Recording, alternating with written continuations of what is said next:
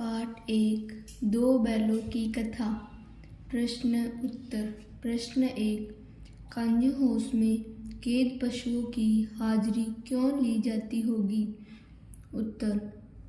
सभी जानवर दूसरों के खेतों में जाकर फसलों को नुकसान पहुंचाते थे। इस कारण उनको पकड़कर काजी हाउस में बंद कर दिया जाता था। इसलिए उनका रजिस्टर में रिकॉर्ड रखते थे, जिससे सही संख्या का पता चल सके। प्रश्न 2 छोटी बच्ची को बैलों के प्रति प्रेम क्यों उमड़ आया? उत्तर। लड़की भैरव की थी, उसकी माँ मर चुकी थी, सौतेली माँ उसे मारती थी, इसलिए इन बैलों से उसे एक प्रकार की आत्मीयता हो गई थी।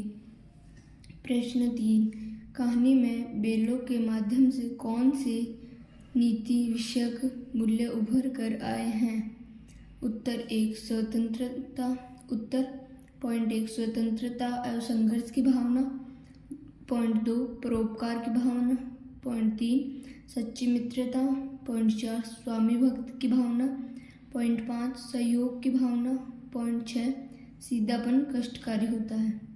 प्रश्न 4 प्रस्तुत कहानी में प्रेमचंद ने गधे की किन स्वभावगत विशेषताओं के आधार पर उसके प्रति रूढ़ अर्थ मूर्ख का प्रयोग न कर किस नए अर्थ की ओर संकेत किया है? उत्तर। प्रेमचंद के अनुसार गधा एक सहनशील तथा सुख दुख में हमेशा सम्मान रहने वाला जानवर है। इसकी तुलना ऋषि मुनियों से की है। प्रश्न 5 किन घटनाओं से पता चलता है कि हीरा और मोती में गहरी दोस्ती थी? उत्तर। अनेक घटनाओं से हमें यह पता चलता है कि हीरा मोती में गहरी दोस्ती थी। वे दोनों आपस में मुख्य भाषा में बात करते थे तथा सूंड चाट कर प्रेम प्रकट करते थे। बैलगाड़ी का वजन ज़्यादा होने पर वे अपने ऊपर भार ले लेते थे। उन्होंने सांड को सहयोग व रणनीति से हराया। कान्जी हाउस में दीवार गिरने पर हीरा की रस्सी नहीं टूटी तो मोती वहीं खड़ा रहा, भागा नहीं। इससे उनकी गहरी मित्रता का पता चलता है। प्रश्न 6 लेकिन औरत जात पर सींग चलाना मना है, यह भूल जाते हो। हीरा के इस कथन के माध्यम से स्त्री के प्रति प्रेमचंद के दृष्टिकोण स्पष्ट कीजिए। उत्तर। प्रेमचंद के मन में स्त्री के प्रति सम्मान की भावना थी।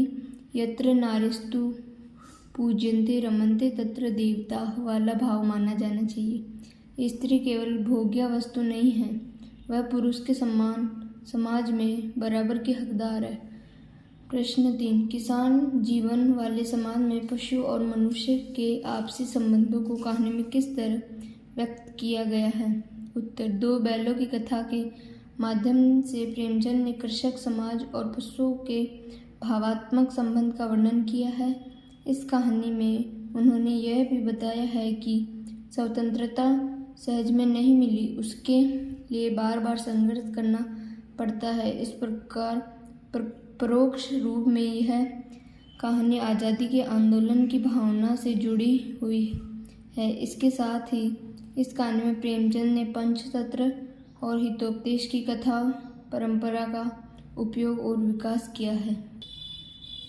प्रश्न 8 इतना तो हो ही गया कि 9-10 प्राणियों की जान बच गई, वे सब तो आशीर्वाद देंगे। मोती के इस कथन के आलोक में उनकी विशेषताएं बताइए। उत्तर। पॉइंट 1 वह आशावादी है क्योंकि उसे अभी भी विश्वास है कि इस कैद से वह मुक्त हो सकता है। पॉइंट 2 वह स्वार्थी नहीं है, स्वयं भागने के बजाय उसने अन्य सभी जानवरों को पहले भागने का मौका दिया। प्रश्न 9 आज से स्पष्ट कीजिए।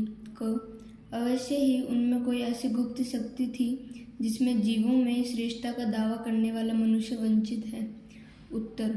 सामान्य पशु होते हुए भी हीरा मोती एक दूसरे के मनोभावों को समझते थे। इस कारण कथाकार उनमें कोई गुप्त शक्ति होने की बात कहता है, परंतु मनुष्य उस गुप्त शक्ति से वंचित है, बिना बोले समझने की शक्ति। उस एक रोटी से उनकी भूख तो क्या शांत होती, पर मानो दोनों के हृदय को भोजन मिल गया। उत्तर गया के घर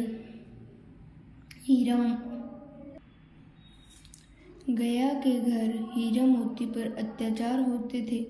गया उन्हें मारता पीटता था, लेकिन भैरों की लड़की उनसे प्रेम करती थी। उस लड़की के द्वारा रोटी खिलाने से बैलों की भूख तो क्या मिटती, पर प्रेमपूर्वक व्यवहार से उनमें शक्ति का संचार होता था। धन्यवाद।